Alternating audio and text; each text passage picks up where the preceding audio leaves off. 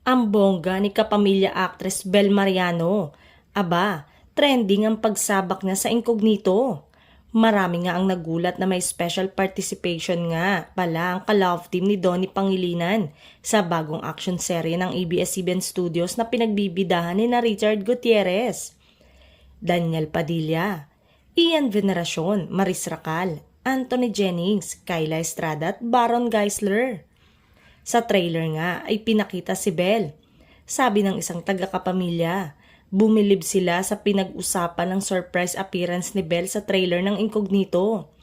Star-studded talaga ang Incognito dahil marami pang big star ang sasalang sa action series na ito. Actually, may ibang mga nakapag-taping na nga at ikagugulat daw natin kung sino-sino. May mga aasahan din kaya na may makita na galing Kapuso Network. Katulad nga ng serye ngayon ni Coco Martin na Batang Quiapo. Nakakagulat ang mga pagsulpot ng mga artista na hindi inaasahan ng mga manonood. Samantala, sa January 17 na magsisimula ang Incognito sa Netflix at January 18 naman sa I1TFC at sasalang naman sa TV5, A to Z at iba pang platform ng ABS-CBN Studios on January 20.